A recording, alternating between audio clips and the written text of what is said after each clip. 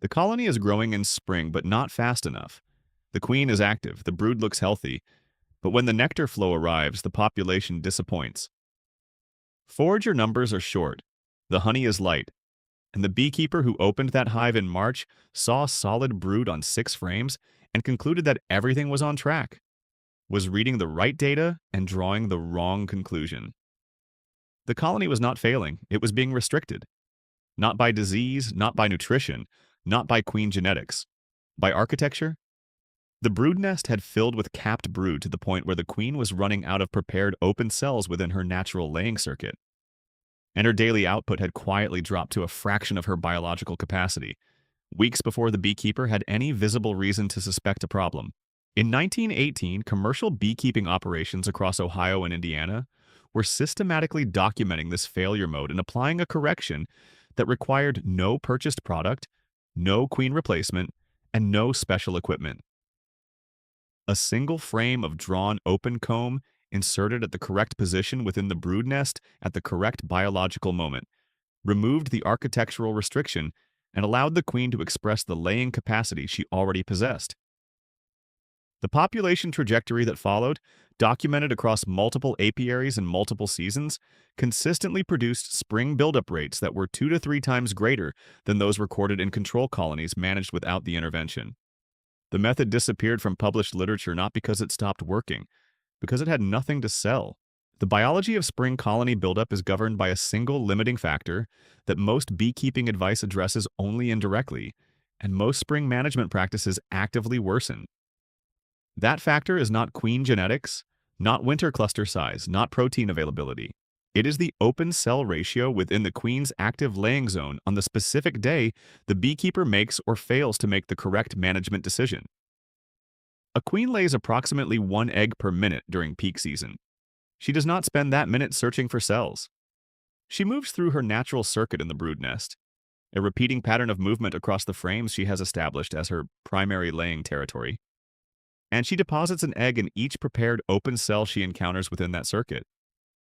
If prepared open cells are abundant within her circuit, she lays at or near her biological maximum.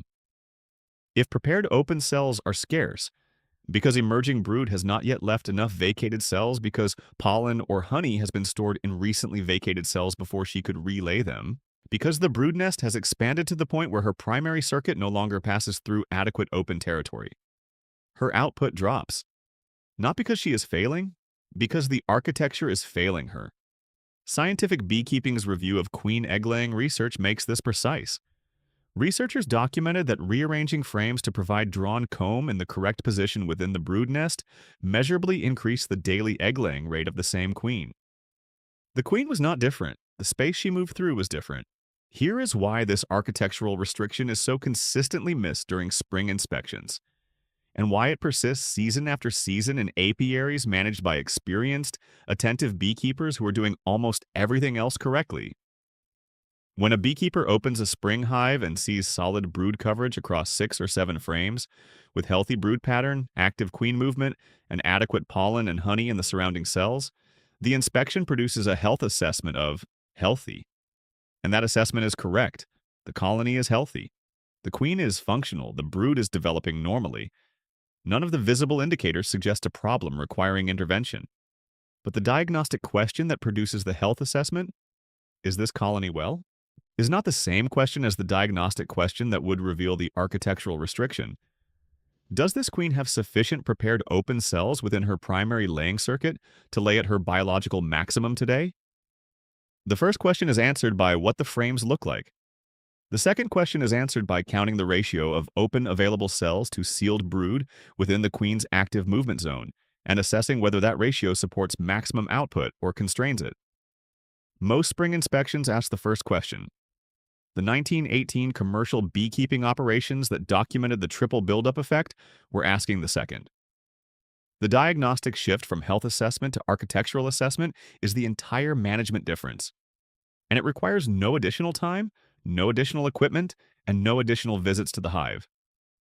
It requires only a different question asked of the same frame during the same inspection in the same amount of time. The correction that the 1918 commercial beekeepers applied is as simple as the diagnostic is unfamiliar. A single frame of drawn open comb, previously used comb with empty cells, immediately acceptable to the queen for egg deposition, is inserted directly beside the frames where the queen is currently laying most actively. Not at the edge of the box, not above an excluder. Directly adjacent to the queen's primary laying zone, within her natural movement circuit, so that her next pass through the brood nest carries her immediately into a zone of abundant open cells without a search. The queen encounters the new space within hours. Her laying rate, which had been dropping as the open cell ratio contracted around her daily circuit, begins to recover within 24 hours and reaches its corrected maximum within 48 to 72 hours. The eggs laid in that corrected window are the bees that determine the colony's forager population 6 weeks later. A queen whose output was constrained to 800 eggs per day by architectural restriction, corrected to her biological maximum of 1,500 eggs per day, produces 700 additional eggs daily. Over the 3-week window between the intervention and the flow, that difference represents 14,700 additional bees in development, enough to shift the forager population at flow peak by 30 to 40%. Combined with the compounding demographic effect of those additional nurse bees supporting larger brood volumes in the weeks that follow the correction, the spring buildup acceleration documented across the 1918 Ohio commercial apiaries becomes not only plausible but arithmetically inevitable. The math does not require extraordinary management. It requires a frame of drawn comb placed in the correct position at the correct moment. The timing of this intervention is the variable that separates the beekeepers who documented the triple buildup effect in 1918 from those who applied the same technique and saw modest results. The intervention is most effective within a specific window, 4 to 6 weeks before the primary nectar flow peak, when the colony's population is building, but has not yet reached the point where nurse bee density and available comb architecture can absorb the increased queen output productively. An architectural correction performed too early, before the colony has built sufficient nurse bee population to maintain the expanded brood temperature and feeding demands, produces eggs that cannot be supported through to adult emergence at the rates the queen's corrected output generates. The additional eggs are laid. They are not all successfully raised. The correction performed at the correct window, when nurse bee density is adequate to support expanded brood volume, when the flow is 6 weeks distant, giving the developmental clock time to produce foragers, produces every additional egg as an additional forager. A century-old text on beekeeping in the American South, preserved at the University of Florida, states this with precision. The peak of expansion must be coincident with the first honey flows. The added surplus room must follow then, else all previous efforts are lost. The same logic governs the architectural correction within the brood nest. It must be timed so that the queen's corrected output peak aligns with the developmental clock that converts those eggs into foragers at the moment the flow demands them. One intervention, one frame, 4 to 6 weeks before the flow. That is the entire method. There is a diagnostic error that prevents most beekeepers from ever recognizing that the architectural restriction exists, and it is an error produced by the most common spring inspection sequence rather than by negligence. When a beekeeper opens a hive in early April, the natural inspection sequence is to assess the outermost frames first, working inward toward the brood nest. The outer frames typically show honey stores, pollen bands, and modest brood. The inner frames show the full brood nest, dense, solid, healthy-looking. The queen is found, her pattern confirmed, and the inspection concludes with the assessment. Strong colony, no intervention needed. But the architectural assessment requires a different sequence. It requires looking not at the total brood area, but at the spatial relationship between the queen's current position and the open cells available within her immediate movement range. A queen laying in the center of a 7-frame brood nest that is 90% capped brood may have fewer accessible open cells within her natural circuit than a queen laying in a 4-frame nest that is 50% open. The larger, more impressive-looking colony is the architecturally restricted one. The smaller colony with a higher open cell ratio is the one whose queen is laying at closer to her biological maximum. This inversion of the intuitive relationship between brood density and queen output is the core reason the 1918 method was systematically missed by most commercial beekeepers of the era, and why it remains systematically missed today. The hive that needs the drawn comb intervention most urgently is frequently the hive that looks the strongest. The compounding demographic effect of the architectural correction, the mechanism that produces the triple buildup outcome rather than a modest improvement, requires understanding one additional biological layer beyond the queen's corrected daily output. When the queen's laying rate increases in response to restored open cell availability, the immediate effect is more eggs in the brood nest. But the second order effect, which unfolds over the following 2 to 3 weeks, is the one that transforms a modest increase into a dramatic population shift. More eggs mean more young larvae requiring nurse bee attention. The presence of more larvae producing brood pheromone, the chemical signal that drives forager recruitment, nurse bee food production, and the entire productive economy of the colony, intensifies the colony's internal stimulus environment. Nurse bees respond to higher brood pheromone concentration by increasing hypopharyngeal gland activity and royal jelly production.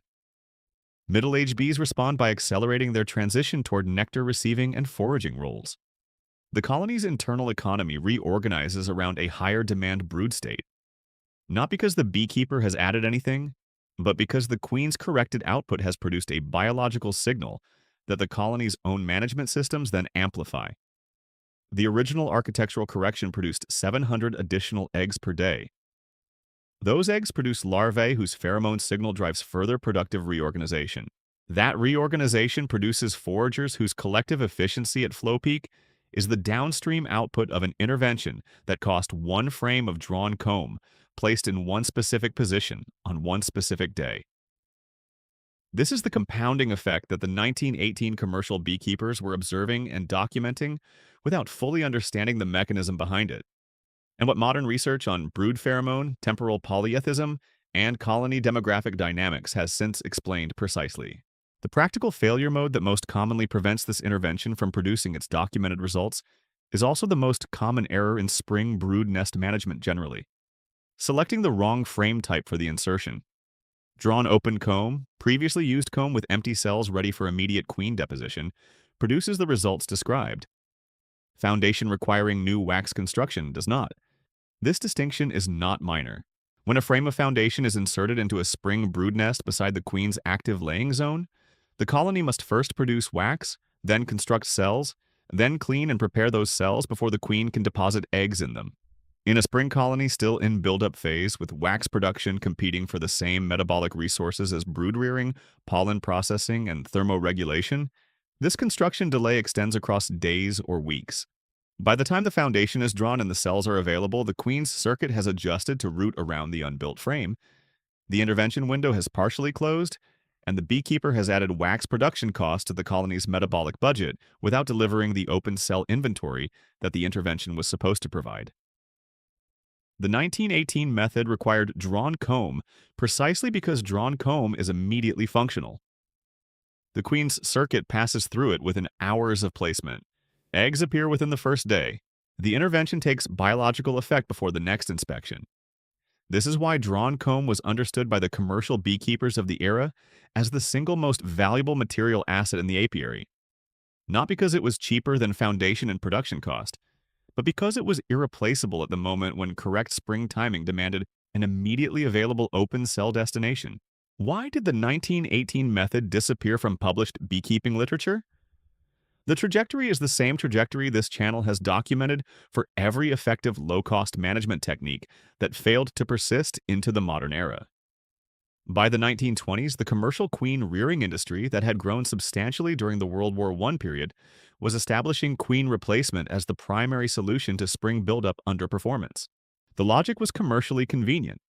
If the colony isn't building fast enough, the queen must be inadequate. Replace her with a commercially produced queen of documented genetics and documented laying capacity. This advice was not biologically wrong in isolation. Young queens with high genetic productivity do produce more eggs, but it addressed the symptom, insufficient open cell utilization, by replacing the queen rather than correcting the architectural condition that was preventing the existing queen from expressing her capacity.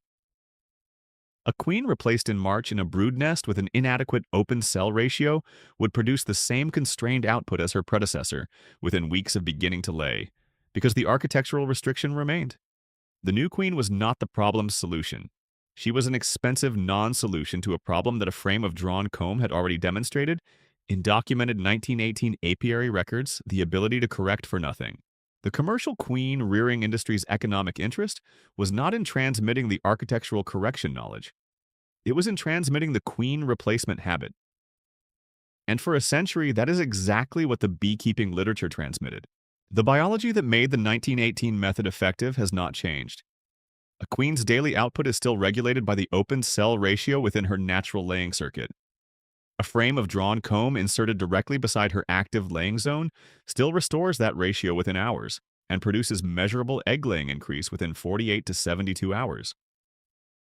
The compound demographic effect, elevated brood pheromone driving productive reorganization, nurse bee activity intensifying, forager transition accelerating, still unfolds over the following 3 to 6 weeks, exactly as it did in the apiaries that documented it in 1918. The developmental math is fixed. A queen producing 700 additional eggs per day over a 3-week correction window generates the additional bees that appear as 30 to 40% more foragers at flow peak. None of this requires a new queen. None of it requires purchased inputs. None of it requires anything beyond the diagnostic habit of asking the architectural question during spring inspections. Does the queen have sufficient prepared open cells within her natural movement zone to lay at her biological maximum? And the material readiness of drawn comb stored from the previous season, available for deployment on the April morning, when the answer to that question is no. The beekeeper who inspects in March or early April finds the open cell ratio inadequate in a colony that looks strong by every other visible measure and inserts a single frame of drawn comb in the correct position that same morning, is doing what the 1918 Ohio commercial beekeepers did. And the honey house in June will reflect what those apiaries reflected. A spring buildup that the hive was always capable of, delivered by the management decision that removed the one architectural variable preventing it. If this kind of biology-first precision changes how you read a spring brood frame, subscribe. There is more forgotten management knowledge ahead, the kind that works without a purchase order.